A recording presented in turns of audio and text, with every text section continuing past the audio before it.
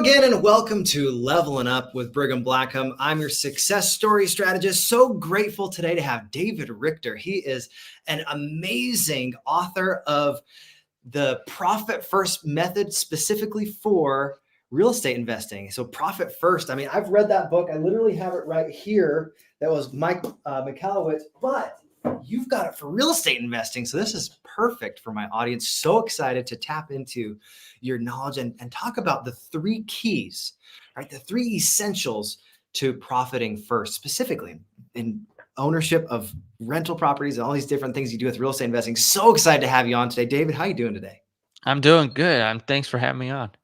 Absolutely, man. We met at the Money First Mastermind over in Salt Lake, ate dinner together, had an awesome experience. So tell us a little bit about your background, why you're so passionate about helping people understand this concept of profiting first, because so many entrepreneurs are just stifled in their business. And it seems like you're able to kind of flip that switch for people to help them Yeah. see that there's another way to do things. Well, my background is in the real estate world because right out of college, read Rich Dad Poor Dad, and was like, I'm not going to do the typical route of the Yeah. 9 to 5, get a job, all that. So was at a company because I was in my early 20s and really learning real estate there. But I worked for them for 5 years, and it was an awesome education being a part of that company because it was a real estate company doing like the fix and flips that you see on TV and the rehabs and doing some wholesale deals, a lot of different types of things, and we grew it to doing about 25 deals a month of where that much was flowing through our hands. But at the same time, we were spending about 26 worth of deals out the door. So it's like, who cares if you make a million if you spend 1.1 to get there? Yeah. And that was where my eyes were open to, like, okay, doesn't really matter how much you're doing if you're not bringing any home. Then I was also going to masterminds and events and other places too, and we weren't an anomaly. Like, even Yeah. though there's these other high producing, companies out there and people we were rubbing shoulders with, I felt like it was like 99% of the people we talked to were in this exact same boat we were. Like, we're doing all these deals, but like, where's all the money going? They make money, but they feel broke. And I'm like, okay, this is not just me. It's an epidemic out there. So that's what really attuned me to that there's a real issue out there just for entrepreneurs with that mindset around the money. And so many people don't like the finances. They love the run and gun it, like, let's go do the deals, which is that's their superpower. And I totally understand that. I'm an entrepreneur, so I love that part of it. I love I want to go out there, I want to make something happen, I want to build a team, I want to help people. And usually, finances are like the redheaded stepchild. Like, we don't want to touch it or think about it. And that's where I felt like when I first read Profit First, because after a series of events there with that business, needless to say, that didn't have a happy ending. So we all went our separate ways, and I moved across the country and helped another entrepreneur and just helped him with some core things around the finances, even before I knew Profit First. And he told me that had been life changing just to know some key things like what's coming in, what's going out, what's mine in this business. And once he said those words, like, I wanted to help people just get the clarity around their numbers. But then it morphed into a mentor saying you should read the book Profit First. And that's where it really took me and it shook me and said, oh my gosh, I wish I would have had a concept like this in the first real estate business. Because if we wouldn't have gotten to be upside down in our deal flow. We were doing so many deals and we were making so much money, but we were losing out on all that profit we were making. And that was like, oh man, I wish I would have had this back then. So that's what got me into it. And knowing that this is something that a lot of people struggle with. And I just wanted to help in a big way. And that's, after implementing Profit First successfully for about a year, reached out to Mike Michalowicz of Profit First and said, can I write Profit First for real estate investing? Got his blessing. Awesome. And it sounds like this is not just something that you've noticed a few times. You've seen this in different mastermind groups. You've seen this in different entrepreneurs and the way that they're approaching their business. I feel like a lot of entrepreneurs are a little bit like me. We just want to go do the stuff. We want to go Yeah. solve the problems, but doing the back end stuff with all of the numbers, it gets kind of frustrating. So Yes. tell us a little bit about why that is so important to have clarity in your business and your numbers. Well, it's what you said right there. You are a problem solver. That is usually the entrepreneur's strength, It is Mhm. their superpower. Like I said, it's what keeps them out there, going and going hard, and like being that superhero. And the thing that drags us down though is usually the finances. You know Yeah. why? Because you're trying to solve all these problems, but you're not sure if you're solving the right one.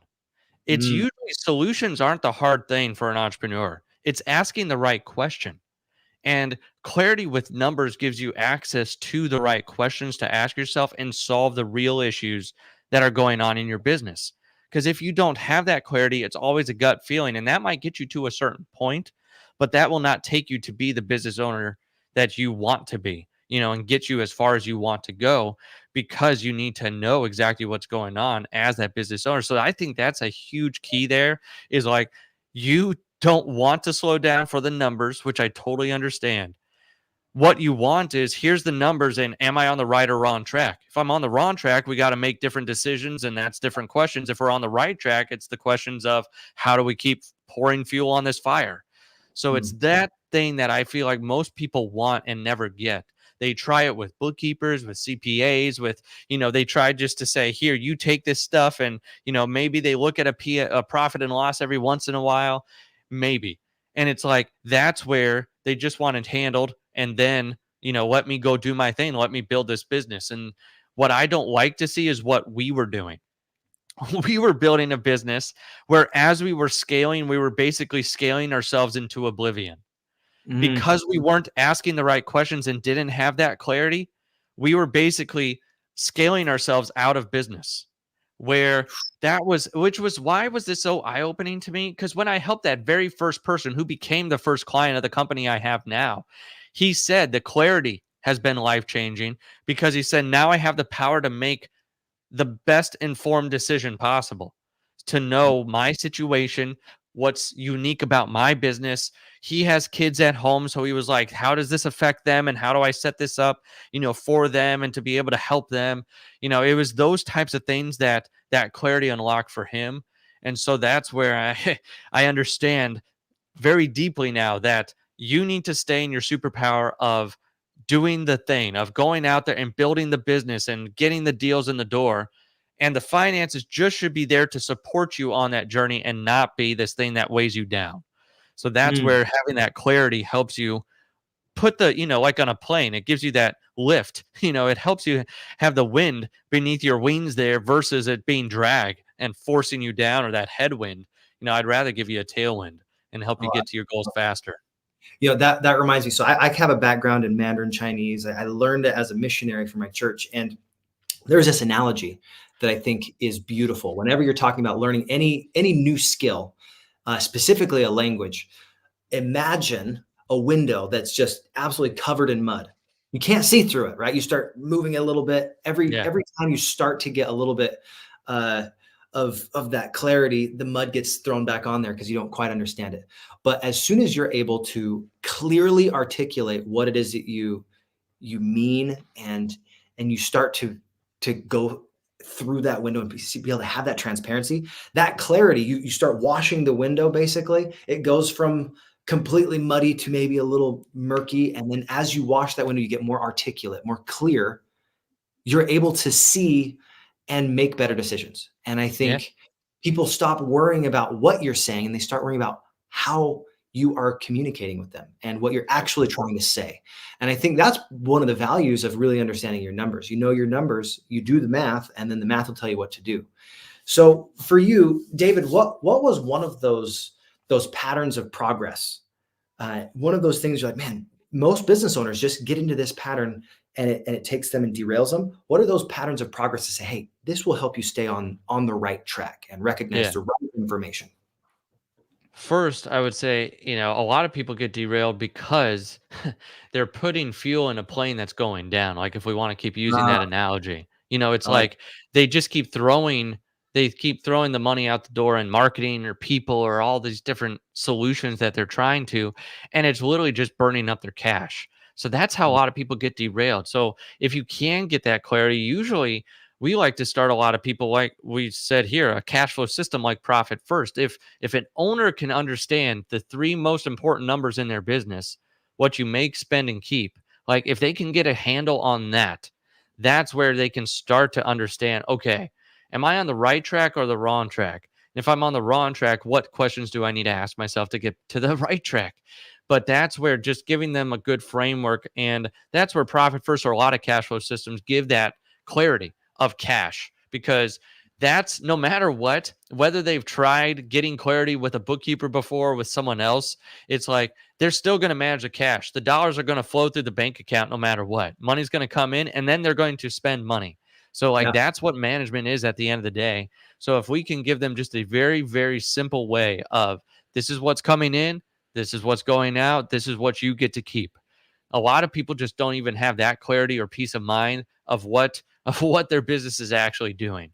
So that's where we usually start to get them back on the right track, because if they can get those three numbers and a grasp on them, that starts, like you said, put them on at least on the right track, or starts to clear the window at least. Or, if we keep that plane analogy, it's like their dashboard lights, they were all off, and like now we're switching them on so they can see where, like where are we right now? Like, are we flying upside down about to crash into the ground? Or like, are we like, yeah, where are we right now? So that helps to like flick those dashboard lights on and get them to where they want to be and exactly know where they are right now today. Whether it's a fun story or not so fun story, it's like having the clarity to know where I am.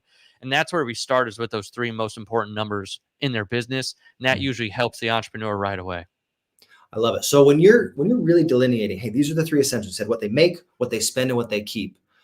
What are the things for those that like maybe they don't have quite the money yet to pay for a CFO to really Yeah. help them delineate this? What is the things that you can help them say, hey, get clarity on these numbers or this specific element, and then you'll Yeah. be able to make better decisions. That's why I wrote Profit First, because not everyone can work with us. Now, we make it affordable because we're a part-time CFO. So if you're making like $300,000 in top line in your business, like revenue, then we can start to help you there. But if you're below that, like I have the book, the podcast, like just to give you the core principles of how do I understand where my money's coming in, going out? Because at the end of the day, Profit First is a very simple cash flow system. It's based on the envelope method. You Mhm. literally are setting up bank accounts and naming them. You're being intentional with every dollar that comes in the door, and you're giving every dollar a name. So that's where Profit First, I would say, start there with the basics of what you can handle, which is very simple and will not take you much time during the week. Like if you have a system like Profit First, it could take you 15 minutes or less a week, and you don't have to think about your finances, every single day. It's literally like once a week, money comes into this account and I spread it out over these other accounts and I'm naming the dollars. And then from there, I can go and get more dollars to come in the next week. So I have more to disperse and more to, transfer. So that's, if you're just starting out, I would start off with that, because in there also gives you good money habits that a lot of business owners don't have. So if you're newer in your journey, you actually have an advantage, is that you haven't built a seven-figure business on bad habits yet. Mm. And it's like, if you could get good habits with your money, that save you from seven figures. If you're like, oh shoot, I'm in seven-figure territory and I've made bad decisions with the money, or I don't like where I am, or I'm spending too much time still in my business versus on my business, I don't have the team that I want, I don't know where my money's going. That's where we can start to come into play and help you and take a lot of that just off your plate for you, because there's been probably bad habits up to this point, but you just weren't aware because no one's taught you. No one teaches this stuff either. So it's like literally there is a huge excuse that you can use, is that this is not really taught. And even if you search for it hard, like maybe you find Profit First and get the first few steps. But if it's not your expertise and it's not your superpower, then you're going to end up like I hear all the time with these business owners on their journey, like, oh, I started Profit First and then I never did anything with it past the first couple times. Or like I set up the accounts and like I, separated them out and started to name the money, but then I stopped doing that. It's like, that's where you might have to have someone, as you grow, hold your hand and make sure that your systems are working for you and not against you. But when you're first starting out, I'd start out with the book and some of the just core principles and like the core accounts, of the Profit First system. That's where, if you're starting out versus if you're down the road. Yeah, I think that's excellent. And you think about how simple it can be, even when you're a kid, getting those envelopes and saying, hey, this is my tax envelope. This is my profit envelope. This is I can't get rid of these expenses because it's my Right. overhead. And you Yeah. literally you already pay those bills anyway. You might as well say, hey, this is all you get this month. And if you don't have enough, go make some more sales. Right. Yeah. I It's think what that's and at the beginning, you have to be focused on just revenue producing activities all the time. Screw a website, screw all the fancy stuff, screw the colors. Like, I don't care about any of that. Can you make a deal happen? Can you get and can it become consistent?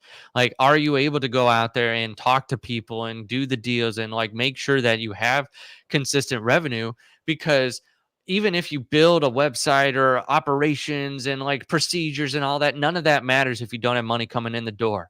And that's where, if you have a system for the money that doesn't take time at all, much time at all, and there's even banks out there that help you automate some of this stuff, it's like if you have some of that in place, you can just focus your time and attention on what you're good at as the entrepreneur, building the business and building the sales, like making sure you have sales in the door. So that's where I just tell a lot of people, like, start there and make sure you keep revenue in that first position, and make sure that you're also, if you're going to do that and get revenue in the door, have a system like Profit First, where if you just set it up the one time, it's basically now you just once a week look at your money and say, where are we?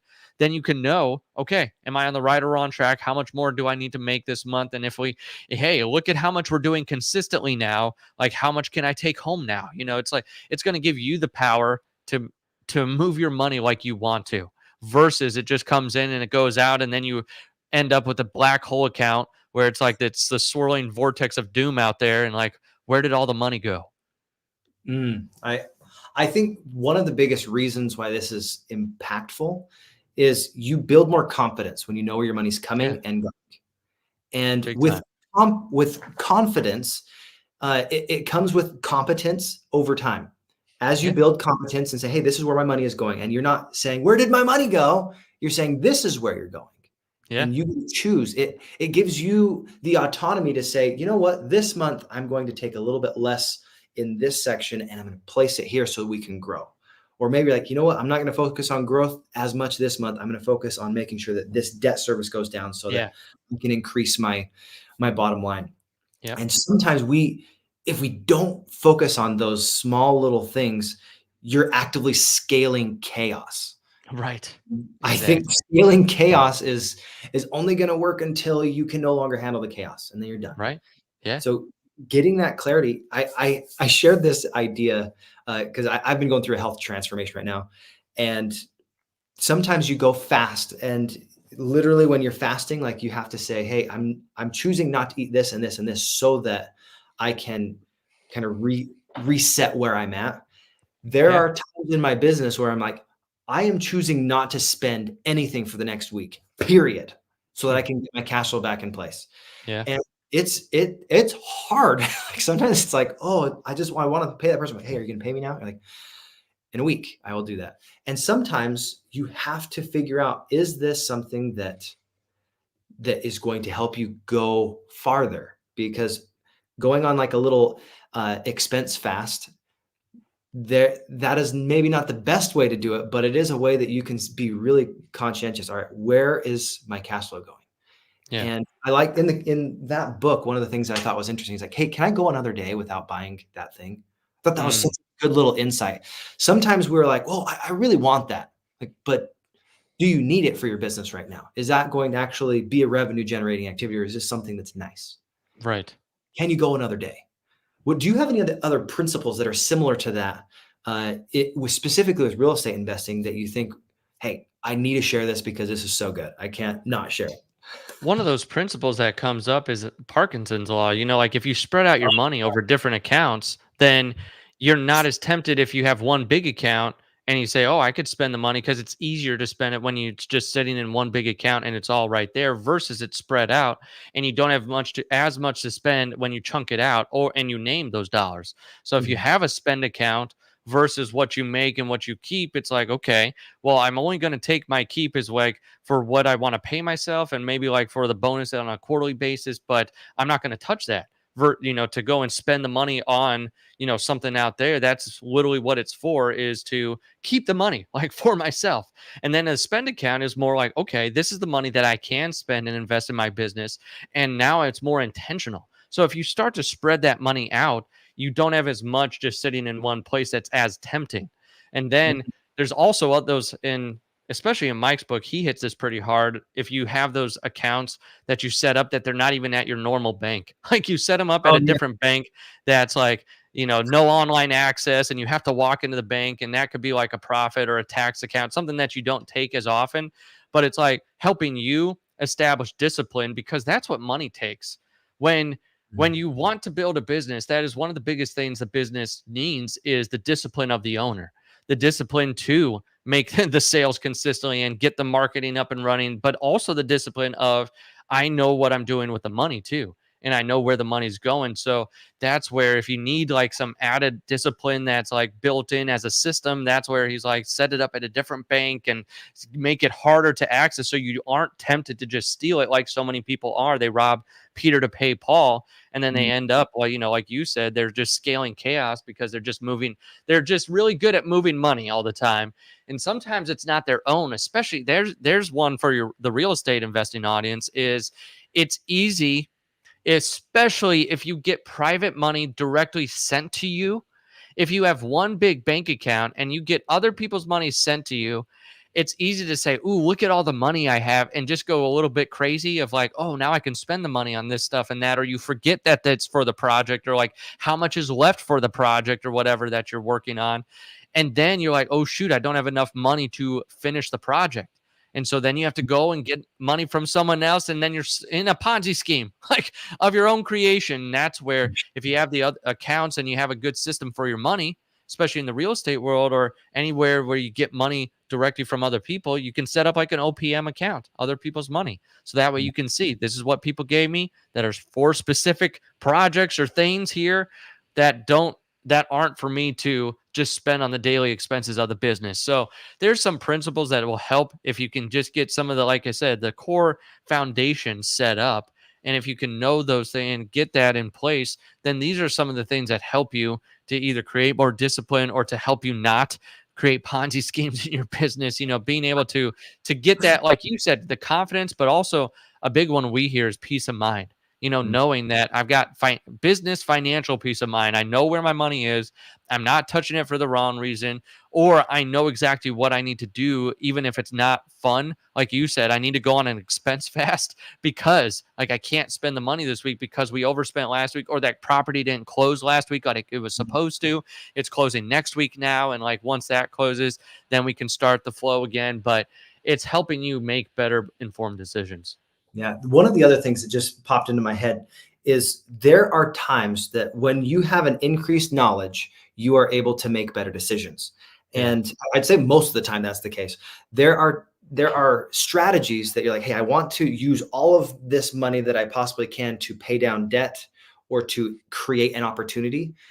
And if you are not intentional with understanding where your money is, then that can actually kill a business. If Oh you yeah. overspend in one specific thing, you're like, hey, I'm out of debt, but now you don't have any revenue because you didn't market at all this last 3 months. Right.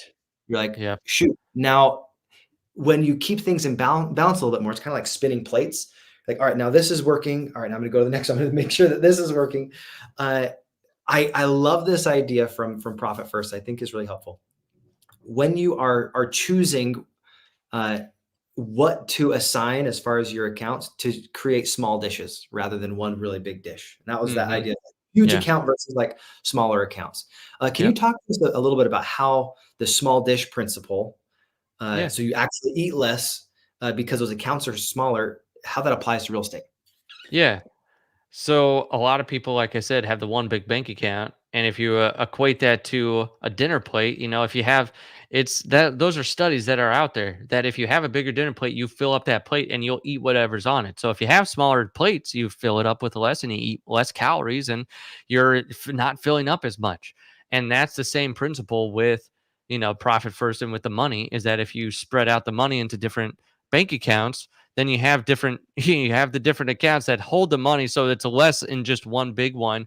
And that's the same thing for real estate. And even profit first at the core, the principles are the same no matter the industry. If you have the same core accounts, like the make, spend, keep, like, I know what's coming in, I know what's going out, and I know what I get to keep. If you have those core ones, that at least helps you separate into three buckets: what's coming in, that I get to transfer to spend, but also what I need to keep as well too. And I usually like to break keep into need and want. What do I Mm. need in order to survive and put food on my table? And what do I want? Why did I start my business? I shouldn't do that. I want to then fund an account for why I started it. There was a guy I was at an event this week, and he was with his wife there, and they both work in the real estate business.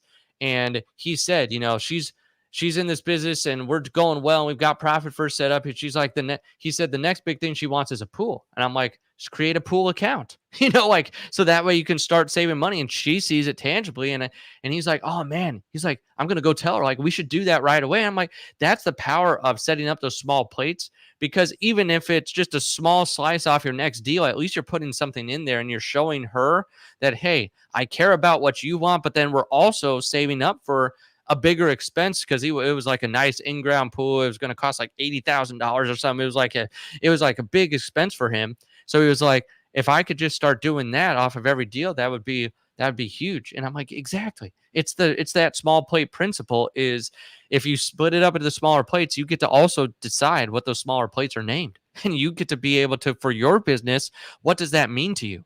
Keep to you might mean a pool at the back of your house, but it also might mean traveling the world, or it might mean sending your kids to a great college, or it might mean whatever that is for you. But just that being intentional is a great principle. And like I said, that's not just for real estate, that's for anyone else. But if you're in the real estate world, your plates might look a little different. It might be, if you have rentals, it's PITI, like, do you know your principal, interest, taxes, and insurance? Because that's like cash out the door every single month. Even though it lands fun, all those different things land funny in behind the scenes and like QuickBooks and all that, which I don't want to get into at all. But it's like all that lands funny back there. But if you have an account to know, what am I paying for every single property, the principal, interest, taxes, insurance? So it comes in, here's my PITI for my portfolio over the whole month.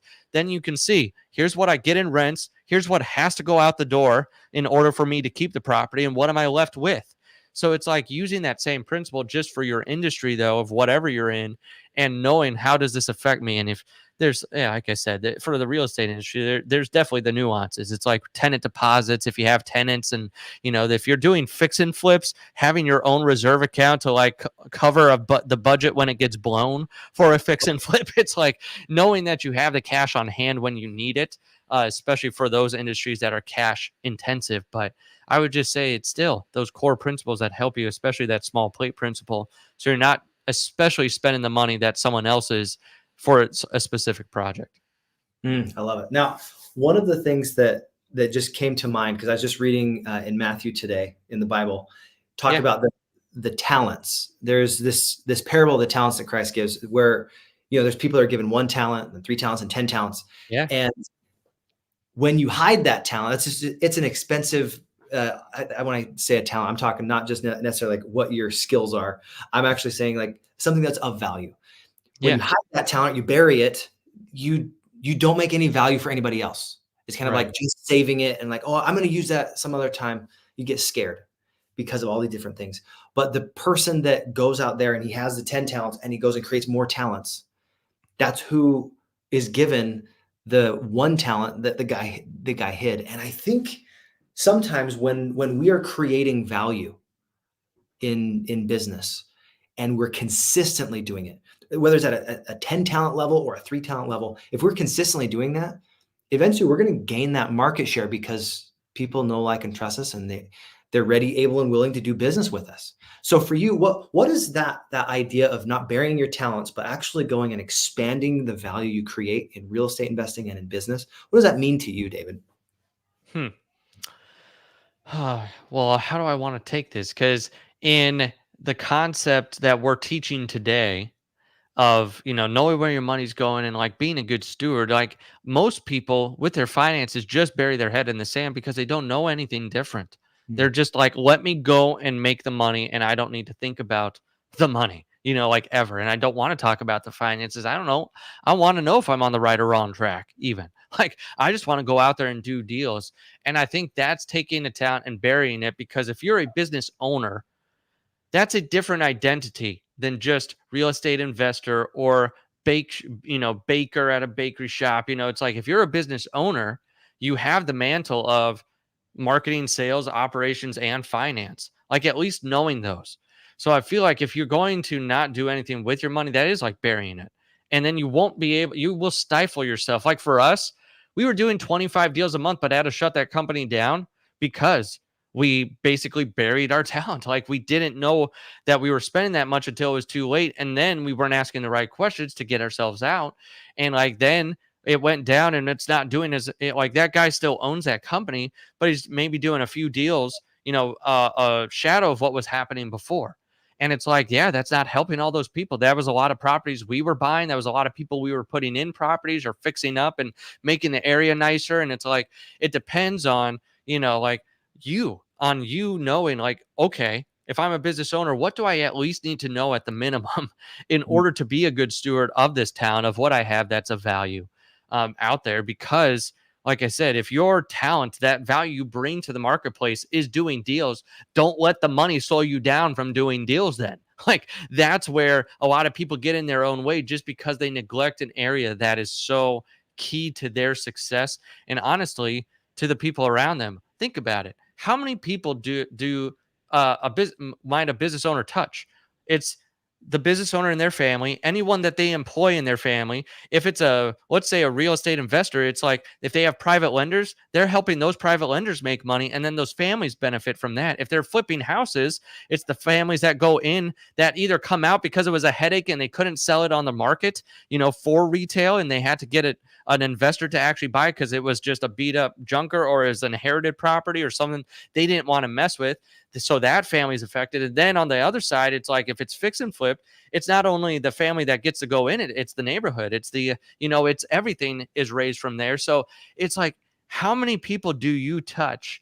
And if you're not able to go and help now anymore, like that is like burying your talent there and you won't be able to help and not even invest it to be the 3 or 10. And that's where I feel like in the finance, we don't get a lot of education. We don't get a lot of, the help and the knowledge. That's why I really wanted to create a company that was different too.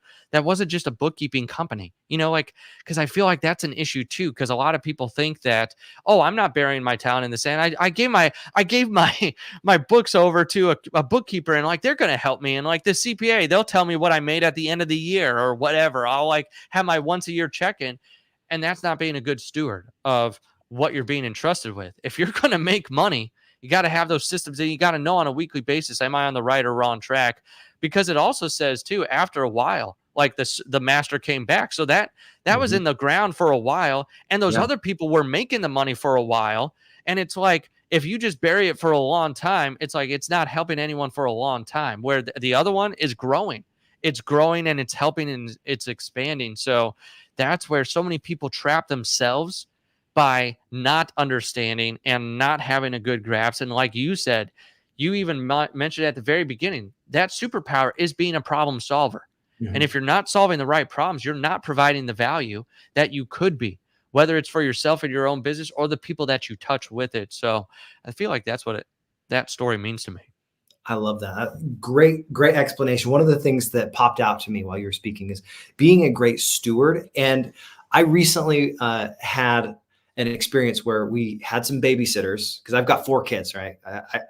Sometimes you just have to go on a date. You have to get babysitters. We had these two cheerleaders that were babysitting all 4 of my kids, and then the 3 kids of my my brother-in-law while we were going to a movie premiere. Yeah. That myself and my wife were in as extras, and we were supporting my brother-in-law. But it reminded me, if I had a babysitter that only checked on my kids one time during the 5 hours that we were gone, is that being a good babysitter or a good steward? That would be awful. The kids would probably, right? They would be all over the place. The house would be horrible. And I realized that sometimes if we just check on our finances, once a year, that is like being an awful babysitter. And you think about it, we are entrusted to be stewards over our money. And the better stewards we are, the easier it is for people to say, oh, you're going to employ this money well. Yep. You're going to go out and it's going to come back with friends. There's a trust factor there. But if you are a poor steward, that money comes into your hands and then it just goes away. How often are people going to want to lend you private money to do a fix and flip or to do anything with real estate. Right. We're talking about people's lives. Like, you think about how easy it is to get private money because it's secured by real estate, it's backed, and it's still a risk that they take. Yeah. Even though it's a much less risk than most investments because you have a physical, tangible asset. If you screw up as a real estate investor, it can be tens of thousands, if not hundreds of thousands of dollars. And it Yeah. can take years to come back. So being a good steward, just like being a good babysitter, it is imperative. So for you, what would be one caution, like something that you're like, hey, this is a red flag in your business, specifically for those that are maybe a little bit newer to this idea Yeah. of profit first, that you'd say, hey, be very cautious with this type of thing that's happening in your business?